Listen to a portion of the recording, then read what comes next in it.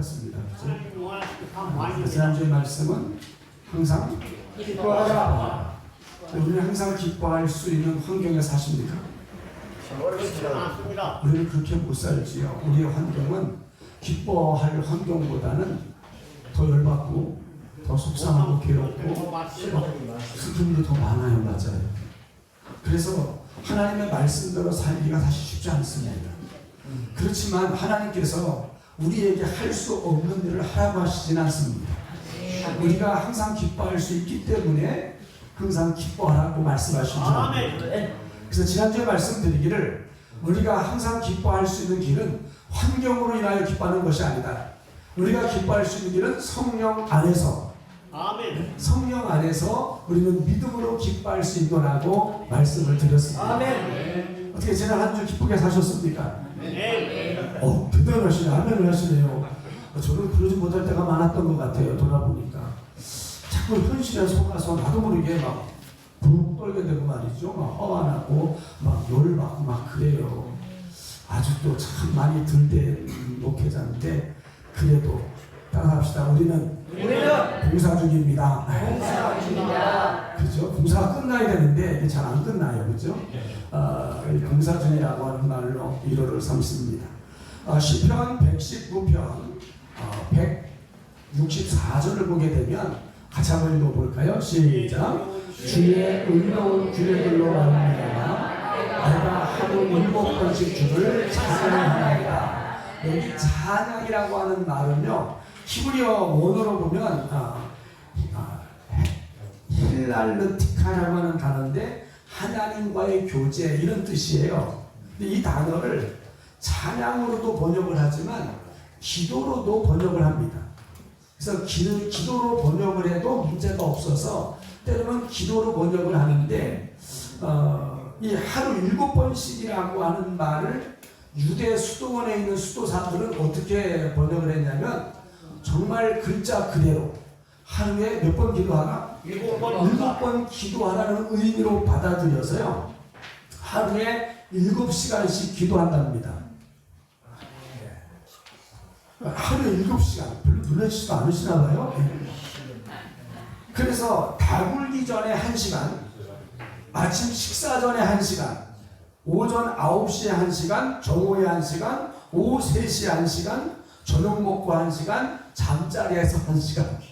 그래서 7시간을 한다고 해요. 그럼 언제 일하고 언제 어떻게 그저고요. 근데 아무튼 그 수도사들은 뭐 직업을 따라 가지는 게 아니기 때문에 뭐 그렇게 산다고 그래요. 그러나 여기 7이라는 이 뜻도요, 시인의 표현은 숫자적인 표현이 아니고 비유적인 표현으로 철저히 완벽하게 또는 순간순간마다 이런 의미가 들어있습니다. 오늘 본문 말씀 17절을 다시 한번 읽어볼까요? 시작. 쉬지 말고 기도하라. 이 말씀의 의미도 마찬가지예요. 그러니까 다른 일을 하지 않고 오직 기도만 하라고 하는 의미가 아닙니다. 그런 의미가 아니고 원어를 보니까 아데알레 인프토스라고 하는 단어인데요. 뜻이 비슷해요. 순간순간마다 항상 이런 의미입니다. 그러니까 우리의 삶 가운데 하나님과 교제하며 하나님만 의지하라 이런 의미가 들어있습니다. 비슷한 단어가 또 누가복음 18장 1절에 나오는데요. 같이 읽어볼까요? 예수께서 그들에게 항상 기도하고 낙심 말하지 않을 것을 비유로 말씀하여, 여기에 항상 기도하고 라고 하는 의미도 삶의 순간순간마다 이런 의미예요. 로마서 12장 12절에도 같은 말씀이 나옵니다. 읽어볼까요? 시작. 기도에 항상 힘쓰며. 여기 항상도 무슨 뜻일까요? 순간순간마다. 삶의 순간순간마다. 그러니까 우리가 순간순간마다 기도하라, 하나님을 의지하라 이런 의미입니다. 또 에베소서 6장 18절에도 보니까 읽어보겠습니다. 모든 기도와 간구를 하되 항상 성령 안에서 기도하고 이를 위하여 깨어 구하기를 항상 힘쓰며 여러 성도를 위하여 구하라. 여기 항상이라는 말도 쉬지 말고 삶의 순간순간마다 이런 의미입니다. 이해가 되셨지요? 세계 1차 대전에 전쟁을 하다가 다리에 부상을 입은 한 청년이 제대를 하고 나와서 신앙생활하는 가운데 자기는 결혼하지 않고 평생 수도원에서 하나님만 섬기다가 하나님 나라 가기를 소원했답니다. 그래서 이 청년이 수도원에 수도사야 되는 길에 계속 몇 번 그렇게 들어가려고 응시를 했는데 다 낙방을 했대요. 낙방을 해서 수도원에 들어가지 못하는데 가만히 보니까 수도원에 들어갈 수 있는 길이 있더래요. 그게 뭐냐면 요리사를 뽑는데 요리사로 들어가면 될 것 같더래요. 그래서 이 청년이 요리사로 들어갔답니다. 수도사는 되지 못하고 그 수도원의 요리사가 되어서 그는 그 식사 준비를 해야 되니까 장을 봐야 되잖아요. 장을 볼 때 늘 기도하는 거예요. 주님 도와주옵소서. 가장 싸고 영양 많은 음식을 사서 수도사들을 건강하게 할 수 있도록 도와주옵소서. 이렇게 기도하면서 시장을 보고요. 또 설거지를 할 때는 주님 그릇들이 깨끗하게 되는 것처럼 그리스도의 보혈로 나를 깨끗이 씻어주옵소서. 또 그렇게 설거지할 때는 또 그렇게 기도하면서 그 설거지를 하고 부엌에서 불을 피울 때는 주님 활활 타오르는 저 불처럼 내 생애 속에 성령의 불로 타오르게 하옵소서. 불을 떼면서도 뭐예요? 이렇게 불을 바라보면서 기도하는 거예요. 아침에 일어나면서 오늘도 하나님의 종들을 섬길 수 있어서 감사합니다. 그들을 주님께 하듯 할 수 있도록 도와주옵소서. 그렇게 아침에 일어나면 또 기도로 시작을 하고요. 또 하루를 맞추고 잠자리 들 때는 오늘도 사고 없이 지켜주셔서 감사합니다. 꿈속에서라도 주님을 만나게 하옵소서. 그러니까 삶의 그 수도원의 요리사로 일을 하면서 그 모든 일을 하는 순간순간마다 뭐 하는 거예요? 기도하는 거예요. 이게 바로 뭐예요? 쉬지 않고 기도하는 삶이라는 거예요. 그러니까 오늘 말씀 쉬지 않고 기도하라는 말씀이 이해가 되십니까? 아멘. 그래서 그는 그렇게 늘 삶을 살았는데 세월이 지나서 그 수도원장이 나이가 많아서 이제 더 이상 그 수도원 일을 할 수 없을 때가 되어서 그래서 그 수도원에 있는 사람들 중에 투표를 해가지고 가장 영성이 좋은 그런 사람을 뽑아서 수도원장을 시키는데 제비를 뽑았더니 누가 됐을까요? 그 요리사가 된 거예요. 그래서 요리사가 수도원 원장이 되었다고 그래요. 다른 수도사들은 시간을 정해놓고 그 시간에만 기도했지만 이 요리사는 어떻게 했다고요? 삶 자체가 기도예요. 네. 삶 자체가 순간순간마다 하나님께 묻고 하나님께 알고 감사하고 그렇게 하나님만 의지하다 보니까 하나님과 가장 가까운 그런 영성이 그냥 뛰어난 그런 사람이 되었다는 거죠. 아멘. 사도행전 13장 22절 말씀에 보면 같이 한번 읽어볼까요? 회하시고 다윗을 왕으로 세우시고 증언하여 이르시되 내가 이새의 아들 다윗을 만나니 내 마음에 맞는 사람이라 내 뜻을 다 이루리라 하시더니 왜 하나님께서 다윗을 보실 때 다윗을 일컬어서 내 마음에 합한 자라고 했을까요? 내 마음에 맞는 사람. 왜 그런 말씀을 하셨을까? 항상 뭐 여러 가지 이유가 있겠지만 그 중에 하나가 바로 내 삶의 순간순간마다 하나님을 의지하고 기도했기 때문이 아닐까 생각을 합니다. 좀 말씀을 읽어보시죠. 사무엘상 30장 8절 같이 읽어보겠습니다. 시작.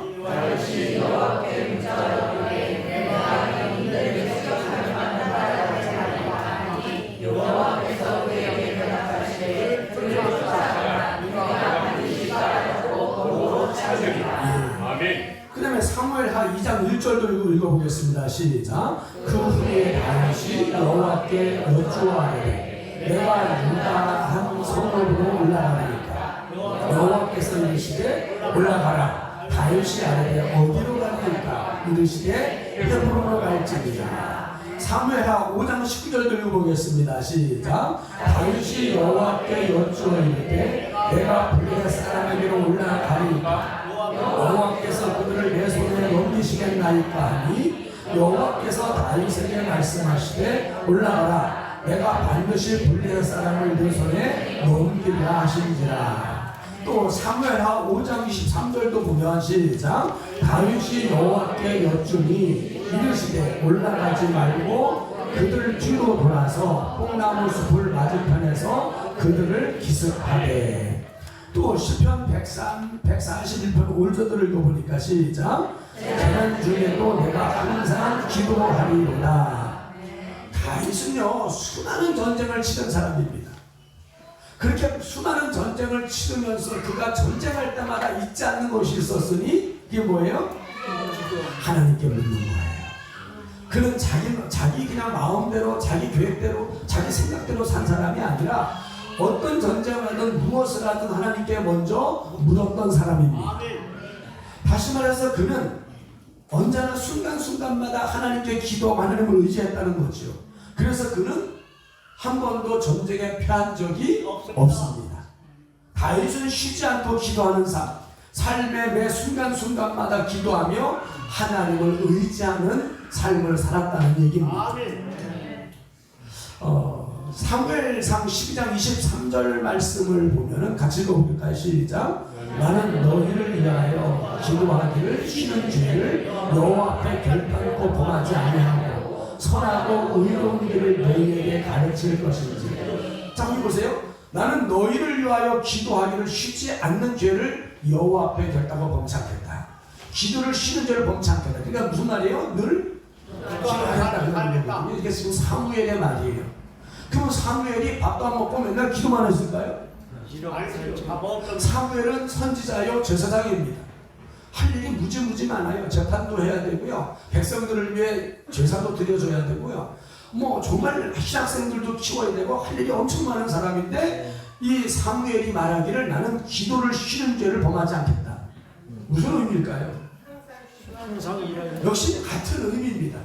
여기서 기도만 하고 앉아있겠다 그런 의미가 아니라 무슨 의미예요? 순간순간마다 삶의 모든 순간순간마다 기도하는 마음으로 백성을 가르치고 기도하는 마음으로 재판하고 기도하는 마음으로 백성을 돌보겠다 이런 의미인 줄로 믿으시길 바랍니다. 기도만 하고 앉아 있었다는 얘기가 아니거든요. 그러니까 오늘 본문의 말씀 쉬지 말고 기도하라는 말씀은 예배당에 와서 맨날 기도만 하는 말씀이 절대로 아니에요. 하나님은 자녀는 우리가 쉬지 않고 기도하는 것이 하나님의 뜻이라고 말씀하셨습니다. 그러니까 여러분 삶 자체가 기도가 될 수 있기를 바라요. 아침에 잠을 일어나면 뭐부터 하십니까? 진짜 기도하십니까? 텔레비부터 틀지 않나요? 신문부터 보지 않나요?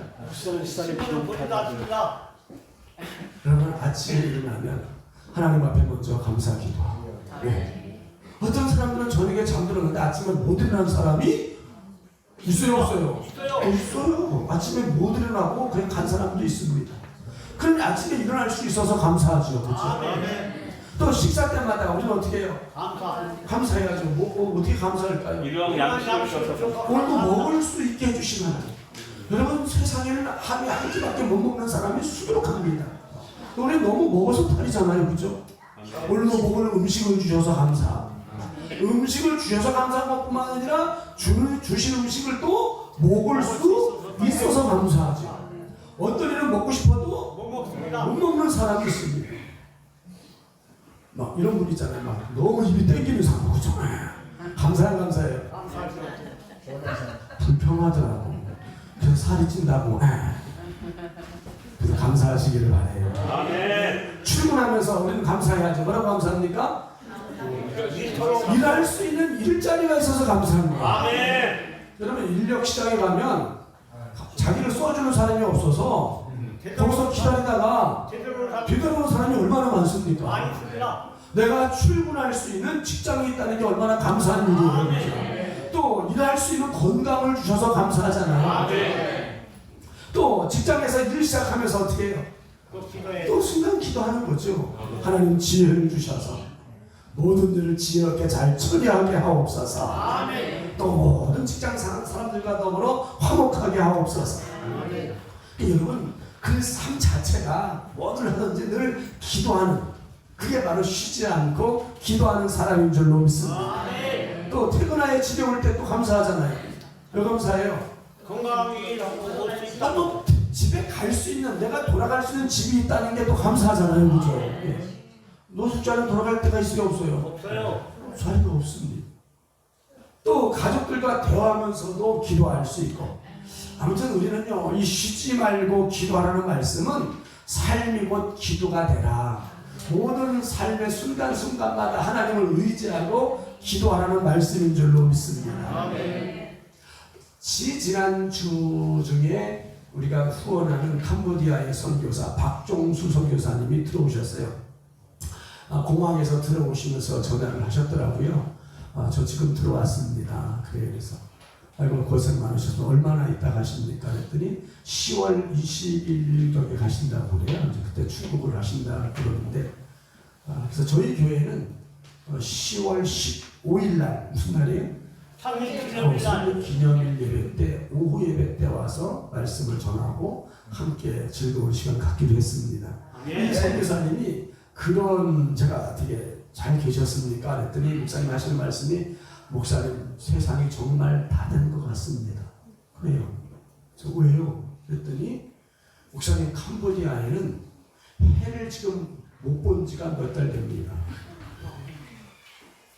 동남아 지역은요, 우기가 아주 분명하죠. 우기가 있고 건기가 있습니다. 우기 때는 어떻게 해요? 비가 계속 와요. 그러다가 이제 우기가 그치면 뭐가 와요? 건기가 와요. 건기가 오면 어떻게 합니까? 또 계속 해만 나요. 그래서 건기가 있어야 되는데 이 건기가 없어졌다는 거예요. 건기가 없어지고 계속 비만 온대요. 비 오지 않으면 흐리고 해를 못 본대요. 그러면서 하시는 말씀이 너무 힘든 게, 제일 힘든 게 뭐냐면 옷이 다 곰팡이가 쓴대요. 신발, 가방, 곰팡이가 안 쓰는 게 없대요.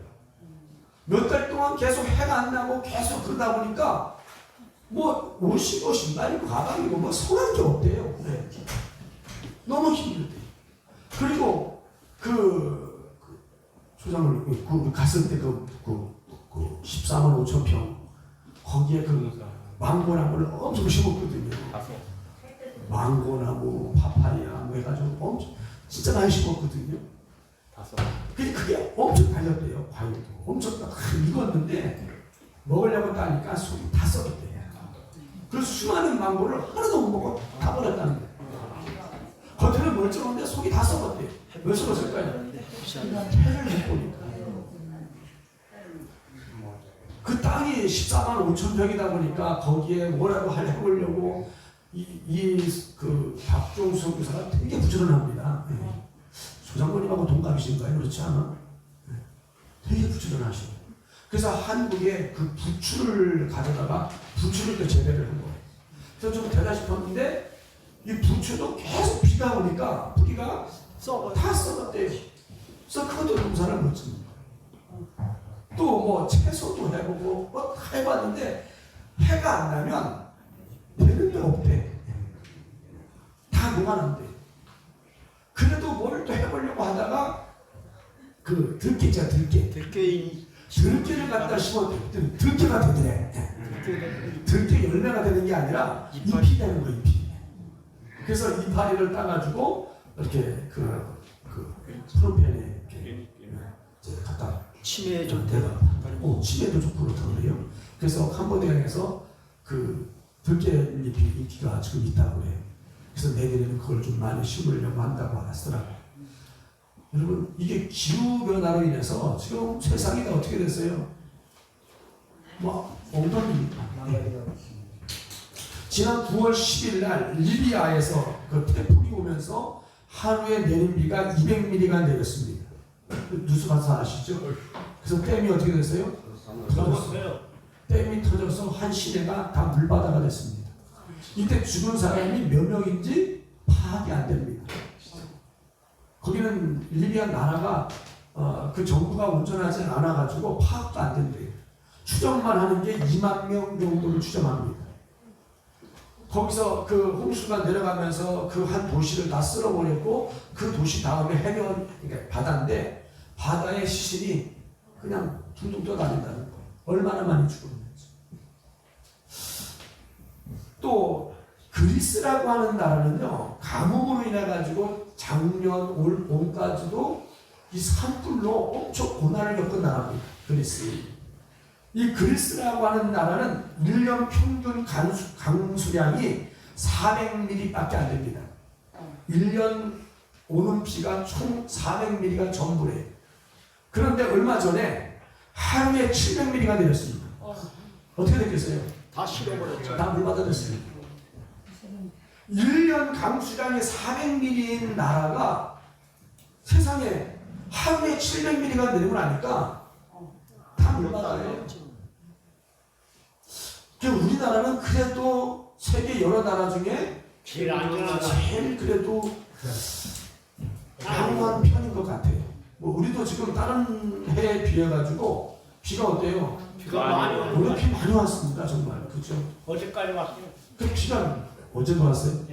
어제 비가 계속 와서 우리나라도 올해 과일값이 어때요? 다 버렸어요. 세상에 사과 하나에 7,700원이야.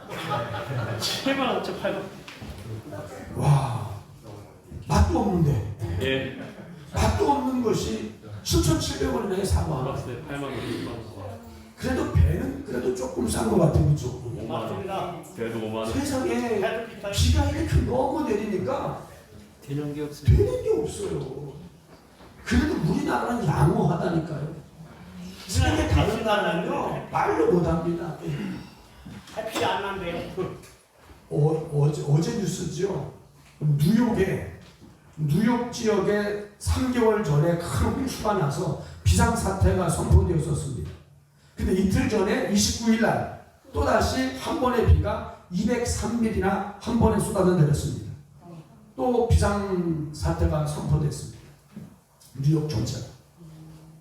이제는 비가 근데 여기는 양호하다니까요. 이제는 다른 나라에 비가 어떻게 와요?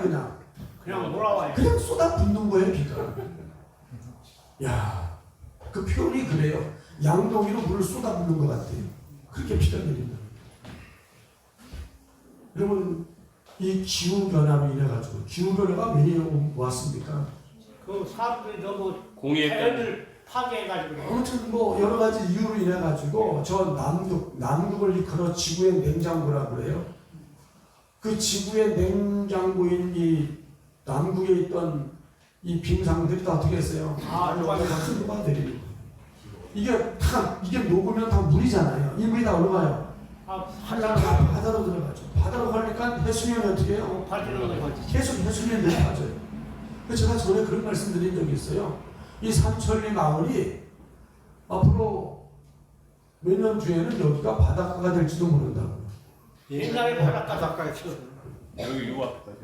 그때요, 여기 바닷가, 요 밑에까지도 그 괴가 올라오고 그랬었다고 그래요. 근데 정말 앞으로 머지않아서 여기가 바닷가가 될 수도 있습니다. 지금 저 섬나라들은 섬이 잠겨서 나라를 잃은 나라가 많잖아요. 우리 TV에서 많이 보잖아요. 일본도 잠긴대요. 일본도 잠겨. 우리나라도 그렇습니다. 우리나라도 저 동해안 가면 동해안의 백사장이 어떻게 해요? 다 쓸려나갑니다. 물이 점점 올라와요. 앞으로 이게 더 가파르게 점점 더 빨라질 거라고 과학자들은 얘기를 합니다. 디모데 그 전서인가요? 3장 1장. 같이 읽어보겠습니다. 시작. 너는 이것을 알라. 말세에 고통하는 때가 이르러. 이 디모데에게 디모데 후서예요. 디모데 후서 3장 1절인데 이 디모데 후서는 사도 바울이 순교당하기 직전에 제자 디모데에게 보낸 마지막 편지거든요. 여기서 이렇게 말하기는 너는 이것을 알라.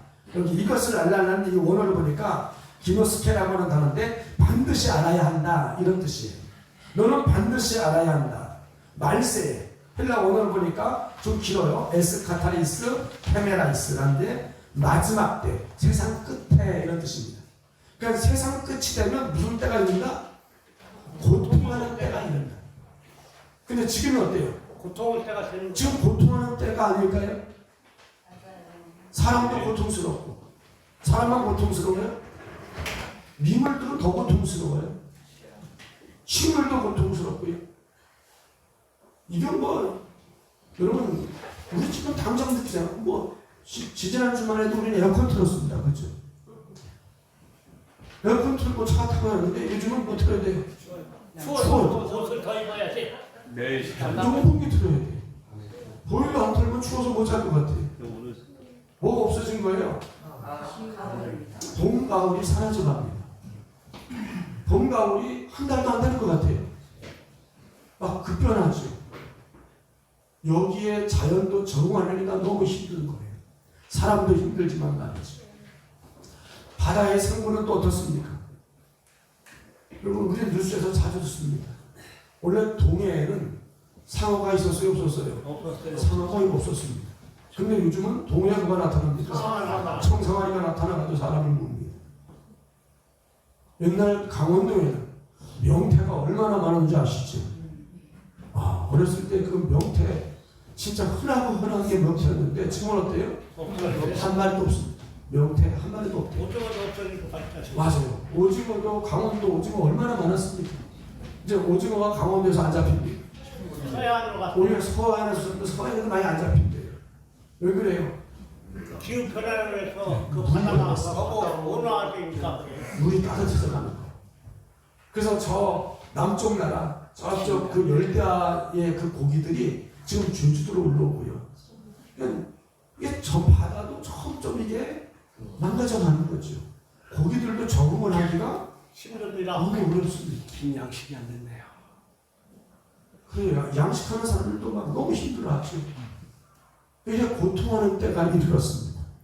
그런데요, 마가복음 13장 33절에 보니까 이렇게 말씀하고 있습니다. 읽어보겠습니다. 주의하라, 깨어있으라, 그때가 언제인지 알지 못합니다. 여기 깨어있으라, 그 아그리프 네이테라고 하는 단어인데 잠을 쫓아내라 이런 뜻이에요. 잠을 쫓아내시길 바라요. 아멘. 졸리는 분 계십니까? 잠을 쫓아내십시오. 아멘. 여기에 잠은 육신의 잠이 아닙니다. 영적인 장. 영적인 잠을 말하는 거예요. 마태복음 25장 5절 말씀을 읽어볼까요? 시작. 신랑이 더디 오므로 다 졸리며 자있어요. 여기 신랑이 누구신가요? 예수님이십니다. 예수님이 어떻게 오신다고요? 더디 오신다고 그랬어요. 신랑이 더디 오다 보니까 열처녀가 어떻게 했습니까? 다 돌았어요. 다 졸며 잤다 그랬습니다. 그러니까 더디 와서 그런 거지. 예수님이 오실 때가 되면 다 졸며 자게 된다는 말씀이에요.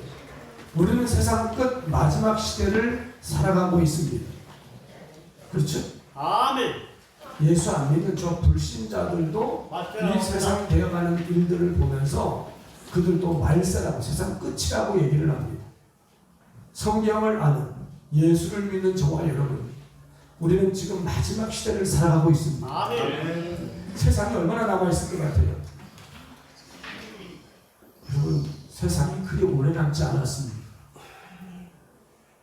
좀 지나가면요, 돈을 쓰자는 시대가 금방입니다. 지금도 돈 잘 써요, 안 써요? 돈 잘 안 쓰죠. 저도 요즘 다니다 보니까 주는 것도 불편하고 받는 사람도 거스르고 불편하니까 뭐가 편해요? 카드. 이 마트에 있는 분들도요, 카드를 원해요. 빨리. 주인은 돈을 원하는 줄 모르겠지만 일하시는 그분들은요, 카드를 원합니다. 왜 카드를 원해요? 편리한 때문에. 그냥 지금은 일주일이 되니까 뭐 계산할 것도 없어. 그죠? 거스러질 것도 없어요. 요즘 카드도 아니고 핸드폰만 있습니다. 그 이런 거보다 핸드폰도 집어넣죠. 헤이. 조금 지나고 보십시오. 핸드폰을 잊어버리면 또 문제잖아요. 그러니까 그 무슨 칩이라 그래요? 올려 그래. 그 칩을 갖다 몸에다 갖다 집어 아니 지금도 그렇게 하는 나라가 있어요. 안구에다가 이식을 시키는. 그래서 몸이 잘려나가지 않는 한 잊어버리지 않기 때문에 그런 시대가 곧 옵니다. 그리고 앞으로는 이게 성경에 다 예언되어 있는 말씀이죠. 홍채가 그 칩, 아마 그게 그 666이라는 표일 겁니다. 그 표를 맞지 않으면 사지도 못하고 팔지도 못하고 매매를 살아갈 수가 없게 된다. 아멘. 그런 시대가 지금 우리가 살아가고 있는 게 그게 과정이에요. 그렇게 돼가고 있는 과정으로 보이지 않아요? 멀미나. 네. 머지않아서 진짜 돈이 다 없어질 겁니다.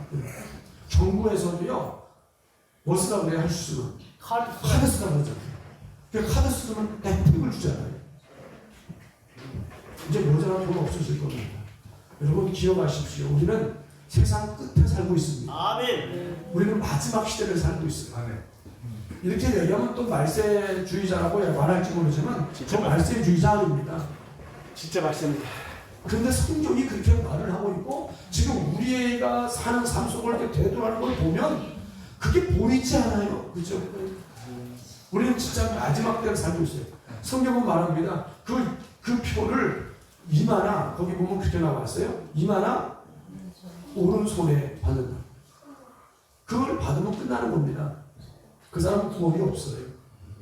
물론 저는 그렇게 되기 전에 예수님이 오실 거라고 믿습니다. 아멘. 근데 예수님 오실 때가 정말 가까웠다는 거예요.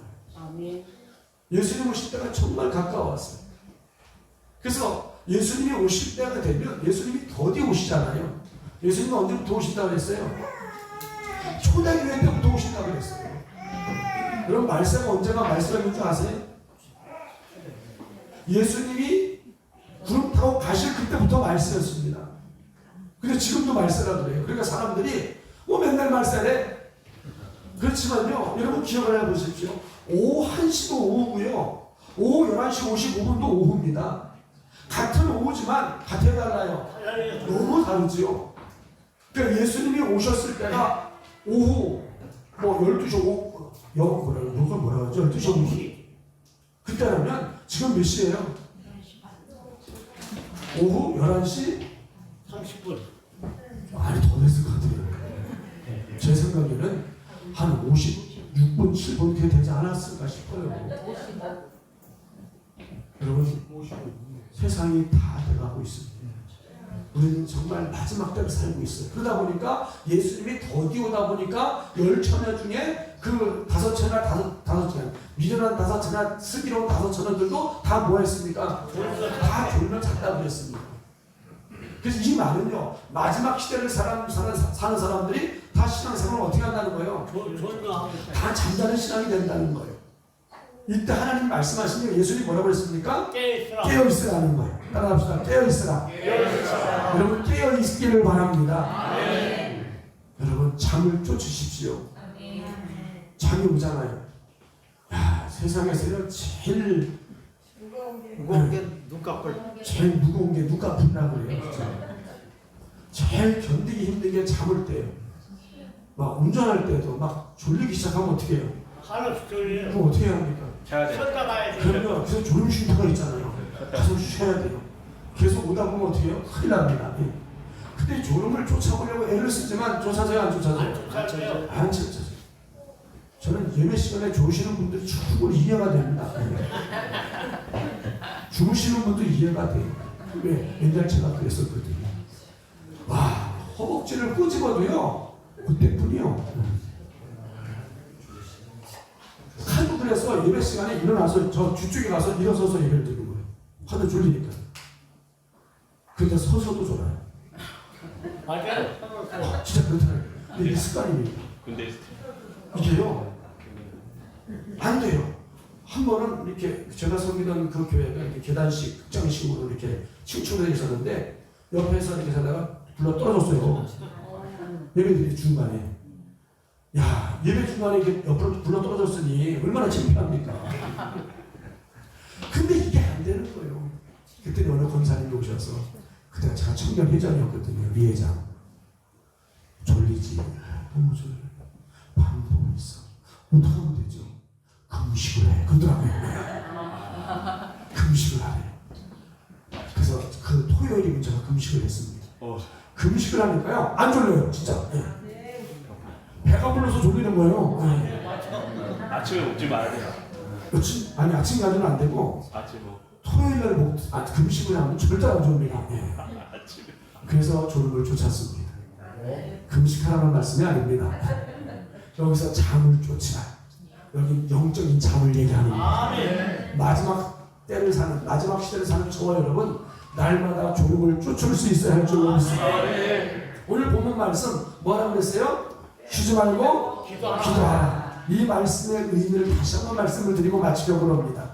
쉬지 않고 기도하는 삶은 삶의 순간순간마다 하나님을 의지하는 삶입니다.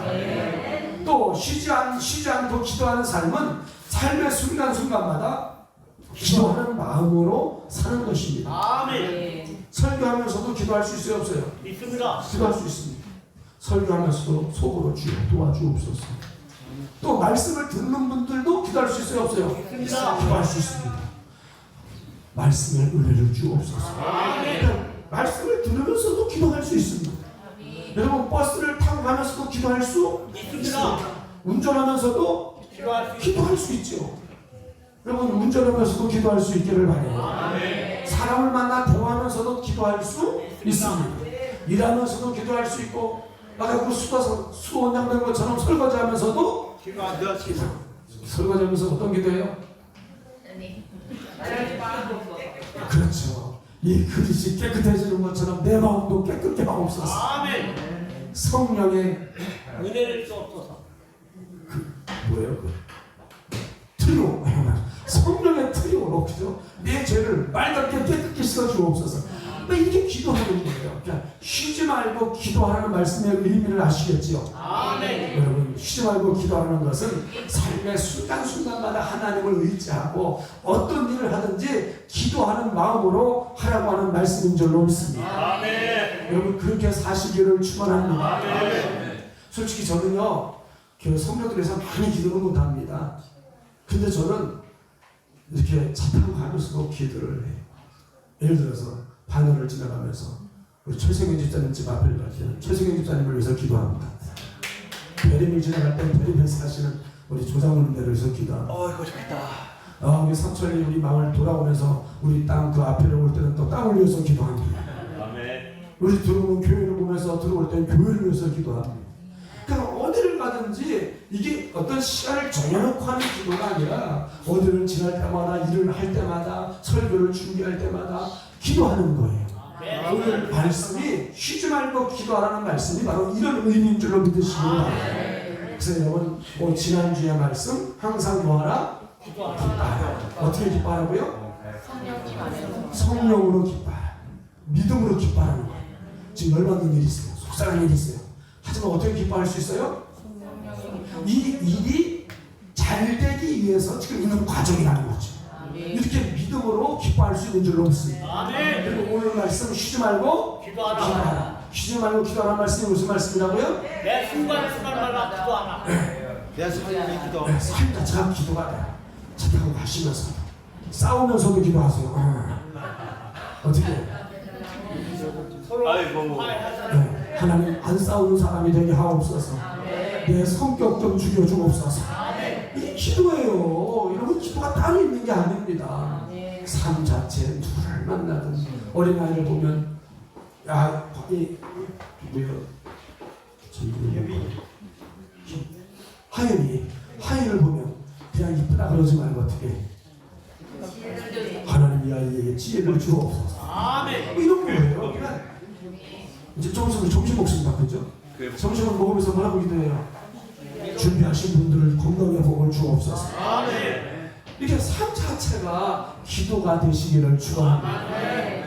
교회도 오면 그냥 커피부터 드시지 마시고 또 어떻게 기도하라. 오늘도 말씀에 은혜 받게 하옵소서. 아멘. 여기 교회에 있는 순간순간이 기쁨이 넘치게 하옵소서. 쉬지 말고 기도하는 삶 여러분의 삶이 되어지기를 축원합니다. 더 하고 싶어도 제가 허리가 안 좋아서 못합니다. 제가 기도 부탁을 드립니다. 이 디스크가 이제 4번과 5번 사이가 터져서 이제 수술을 안 할 수가 없대요. 그래서 다음 주 10월 10일 날 날짜가 잡혔습니다. 근데 저 너무 교만했나 봐요. 지난주에 또 하나 터졌잖아요. 괜찮다고 그러는데 자꾸 저려와요. 점점. 그래서 오래 설지를 못해요. 여러분 다음 주는 설교를 어떻게 할지 모르겠습니다. 여러분 기도해 주시고 수술 잘 되어서 두 번 다시 허리 때문에 병원 가는 일이 없도록 기도해 주시기를 부탁드립니다. 우리 찬양의 향기 302장 그날이 도적같이 찾다 보니까 이 찬양이 오늘 그 본문의 내용이더라고요. 같이 뜻을 생각하면서 찬양 드리고 우리 기도할 때 한번 같이 기도하는데 환경으로 인하여 기뻐하지 않고 항상 성령으로 기뻐할 수 있는 삶이 되게 하옵소서. 하나님 매 순간순간마다 기도로 깨어 있는 삶을 살게 해 주옵소서. 그렇게 함께 기도하도록 하겠습니다.